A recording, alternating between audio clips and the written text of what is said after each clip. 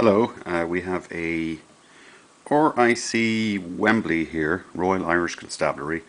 This one, as you can see, has got a beautiful old brass frame. It was called a Sea Service revolver, I believe. It's only meant to be about 10 or so in private hands right now. I got this off a wonderful gentleman in Wisconsin. Now, I don't really know all that much about these particular Webleys. The reason why I bought it is because it has some Irish provenance. If we look here at the top strap, if we zoom in there, you can see 9 Dawson Street, Dublin. Made by Trulock and Harris. It wasn't made by Trulock and Harris, it was probably retailed out of that location. It was probably made by some Belgian maker. So anyway, it has a steel barrel, has a steel cylinder, has a beautiful old finely figured checkered grip. As you can see here, the edges are still very sharp and the wood to metal fit is gorgeous. It's got an ejector rod here. It's got a small, I'd say 2.5 inch barrel. I'm going to have to actually get the measuring tape to measure it.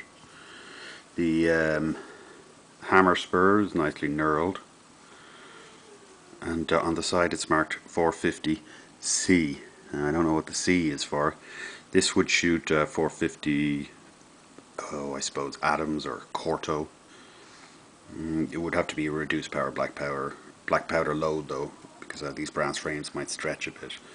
It's got, if you look at the actual air gap, the cylinder gap right there, you can see it's actually got quite a bit of distance. So you wouldn't want to get your finger up at front of that while you were firing, otherwise some of the hot gases would escape and cut it badly. So let's have a look here at the cylinder. Now let's first off just go over it. It's meant to have a half cock. Let me show you that it's unloaded first. You can see there's nothing there. Anyway, it's meant to have a half cock, which was its safety, where it would be carried on half cock like that. But the hammer drops, it won't hold. So that's maybe something that can be fixed, or maybe it's just the way it is. On full cock, you come back here and depress the trigger, and down you go. To load it, you've got your loading gate over here. You put in each one and close it up. And then as you pull, it's kind of like an old cap gun. As you pull the trigger back, it indexes the cylinder. The cylinder's got a bit of play to it, so probably not something you'd want to shoot. Now, it's got this ejector rod right here. Pull it out, it's a bit hard to do. There we go. As you can see, that's the ejector rod. Now this swings down like this. So you could swing it like this, and then you would push the ejector rod through, and you can see it pointing at the back down. That would push out your spent brass cases. To remove the cylinder, very simple.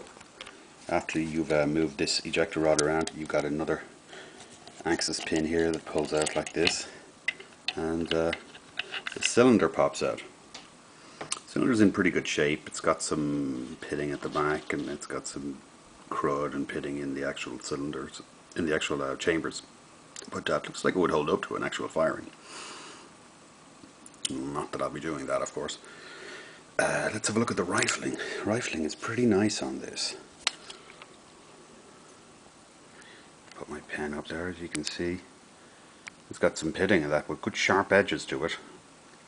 Maybe if we can look at it from the other way. And you can see some pretty nice rifling still in it. You could probably shoot some kind of reduced powder black powder load. I think it's like 16 grains of black powder under 225 grains was the recommended load. So anyway, that's my piece right now. Pretty pleased with it, and let me know what you think.